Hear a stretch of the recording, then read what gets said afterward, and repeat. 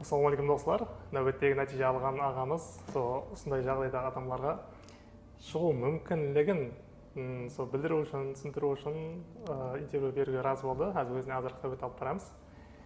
Қандай мәселе бойынша келіп едіңіз? Енді главный мәселе ұлыма түскіндікке түсу, нерв мәселесі бойынша, ұлыма қосшақпазылық бойынша, не бойынша ұлыма сүйге мұражат еттім. Мұражатын самара шешілді деп ойлаймын. Қазір жақсы.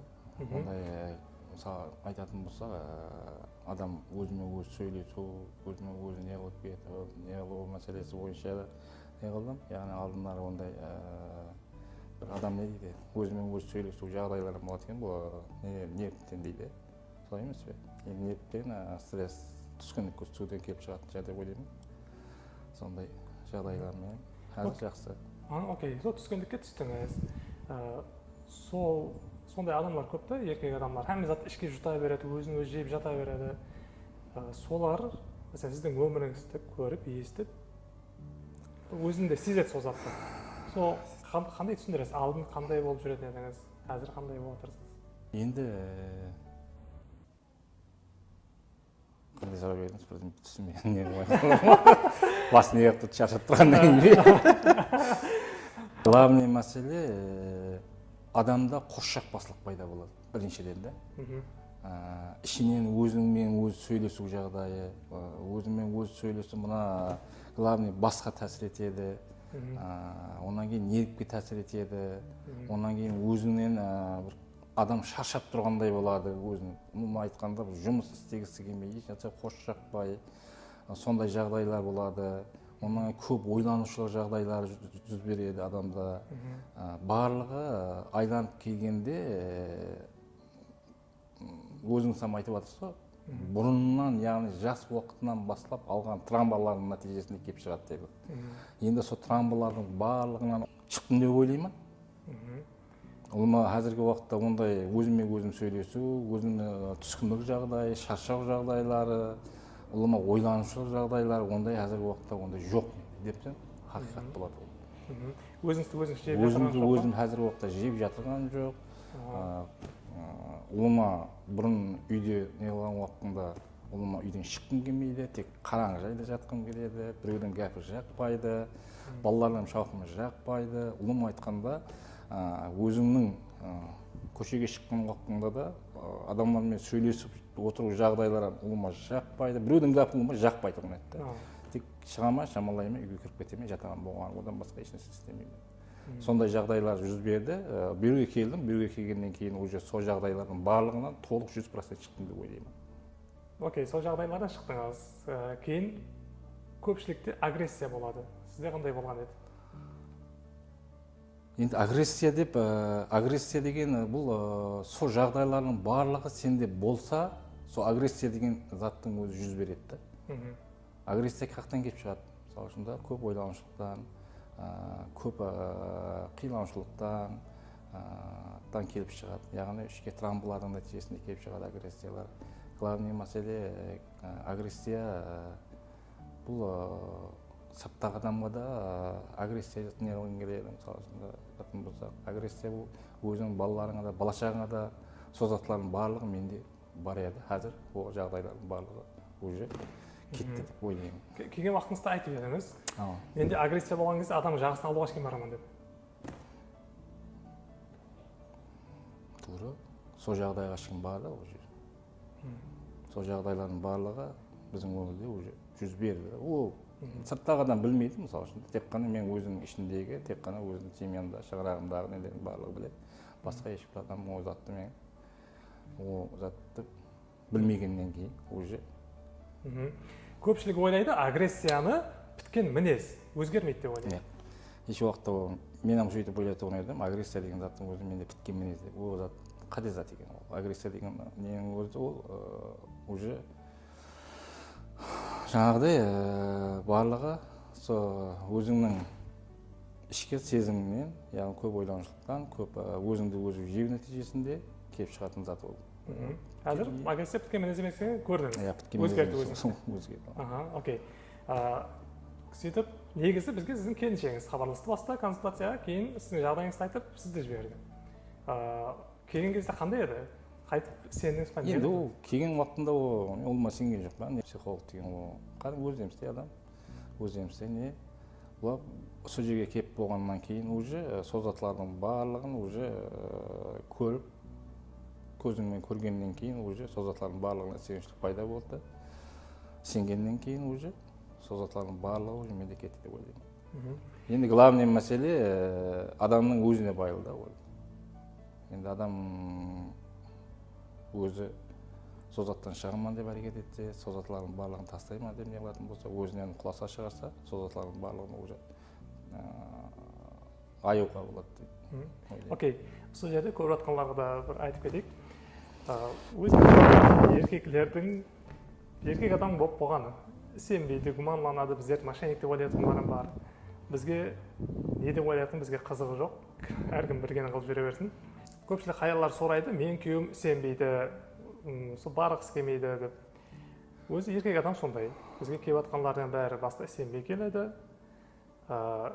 Алдын келіп жатқан адамның 90% хаял, 10% еркек болса, қазір еркек адамдар уже 30-40%-ке шықты. Сол көпшілігі, базылар өз қалеп келеді, көпшілігі жаңағыдай хаялары бірге келеді, яғни жібереді, сондай қазірде еркек адамдар өзінің үстінде істеушілер көбейіп жатыр. Енді сенбесе не қылады десе, сену шарт емес. Біздерге келетұғындар көбісі сенбей келеді, бірақ бәрі өзгеріп береді. Себеп не зат? Себеп адам өзгеруге тайым болса, проблемасын тән алса өзгеріп кете береді. Мәселен, бір еркек бар, менде осындай проблема бар, соны өзгеруді қалаймын. Болды, өзгереді. Менде проблемасы болып тұр, менде ешқандай проблема жоқ десе, ондай адамға пайдасы жоқ та. Соның үшін өзгеруді қалаған адамдар өзгеріп береді. Кейін еркектерде және көп сұрайтын жағдай, кім ол психолог деген кім ол, мен өзім психологтан не болмаған не қылып бере алады дейді. Тап сондай еркектердің бірі дауыс ағамыз сондай еді. Көріп, әзір өзінің нәтижесін алып, бәрін біліп отырды. Окей, және кімге өкпе кене бар әзір, ашу бар ізде? Ома өкпе кене деген заттың өзі жоқ ома.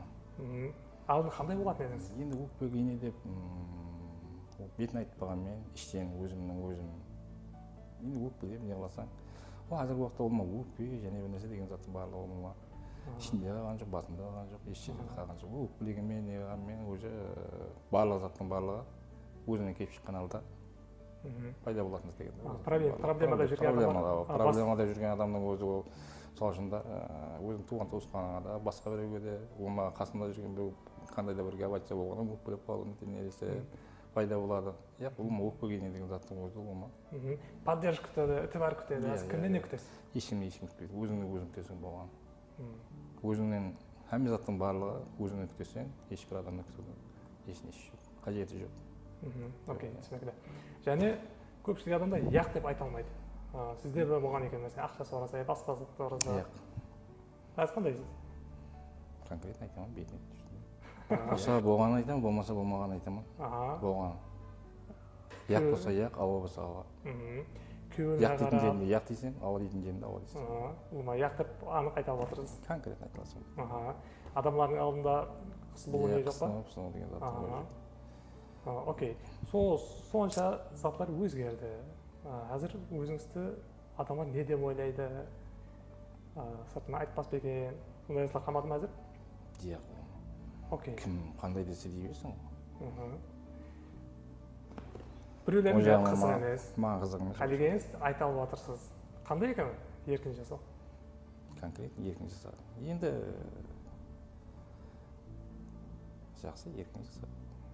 Алдынан еркіндік бар еді, не қылады, бірақ та іштегі нелердің барлығы, травмалардың бары кеткеннен кейін, қазіргі уақытта міне Аллаға шүкір жақсы. Жаңағыдай сол түскіндікте жүрген адамдар алдыға басып кете алмайды да. Әрекет еткісі келеді, бірақ ете алмайды. Мәселен, сіздер де сол әрекет ете алмайға жүрдім дедіңіз. Әзір қандай болып отырсыз? Олар әзір уже ол жағдайлардың барлығы кетті. Әзір уже жақсы тарапқа өзгердім деп айта аламын. Өзіңіз өзгердіңіз, жеңілсіз, еркінсіз.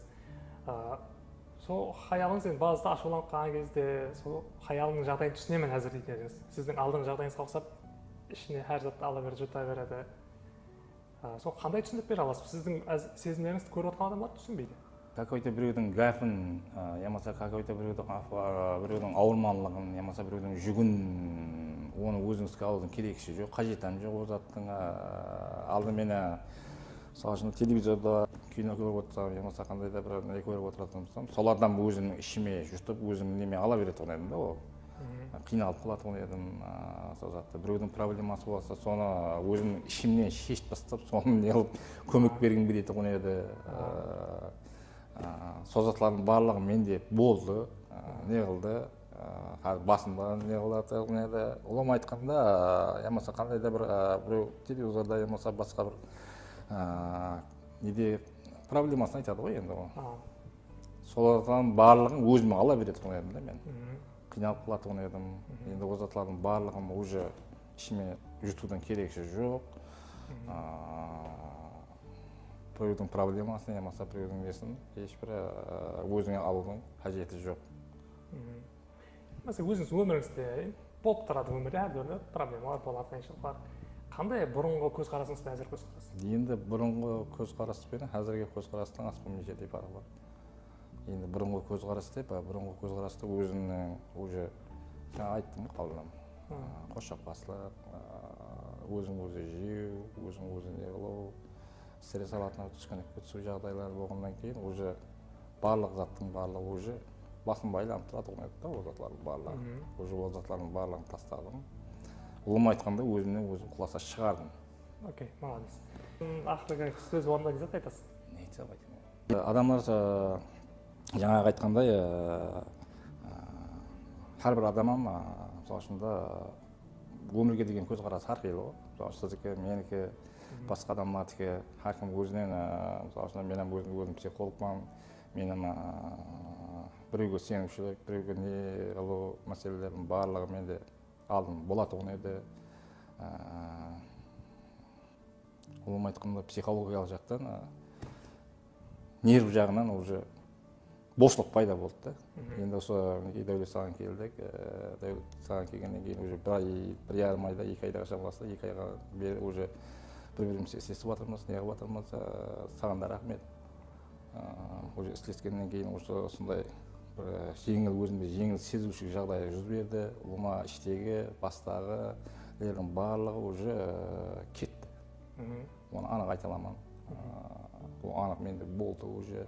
Қазіргі уақытта менің өкпеге кейіне біреуге, ямаса басқа біреуге қандай да бір не қылатын болса, олар менен өкпе кейіне деген заттың біреудің ешбір өкпе деген керегі жоқ екен. Уже өкпе кейіне деген заттың өзі ұлыма бұл өзіңді өзің ішіңе аласың, өзіңді өзің жейсің, өзіңді өзің тамам қыласың, уже біреуге деген көзқарастың уже төмендеп бастайды да. Адамдарға деген көзқарас, өзің туған туысқандарыңа, өзің балаларыңа, бала-шағаңа, басқа бірдеңеге барлығы уже деген көзқарас неғаннан кейін уже психологиялық тәсір ету жағдайлар жүз береді. Сол жағдайлардың барлығына уже істегеннен кейін уже сол заттардың барлығын сөйлестік, пікірлестік, үйрендіңіз. Уже менде кетті деп ойлаймын. Соның үшін рахмет сізге. Сізге де рахмет. Көпшілік адамдарда төлемді қымбатсынуы мүмкін, әртүрлі ойлар болуы мүмкін. Сол адамдарға мен өзім айтамын, адамның өмірі үшін, денсаулығы үшін еш зат емес. Күнделікті жүрген адам сол жағдайдан шықпағанша бір өмір қиналып жүре береді. Денсаулығынан қорқады, басқасынан қорқады. Мәселен, сіздегі алдыңғы жағдайыңызбенен қандай әрекет қылған болар едіңіз қазір бізге келмегеніңізде? Бұрынғы жағдайыңызда жүрсіз. Қазір қандай болар? Бұрынғы жағдайыма дегенде уже ол жағдайдан шығып кету мүмкін емес деп ойлаймын да.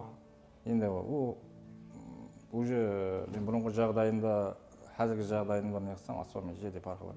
Енді бұрынғы жағдайымды енді өзіме дұрыс болып көрінген шығар да сол уақытында. Енді қазіргі жағдайға салыстырып көретін болсақ, уже ол қате зат деп ойлаймын.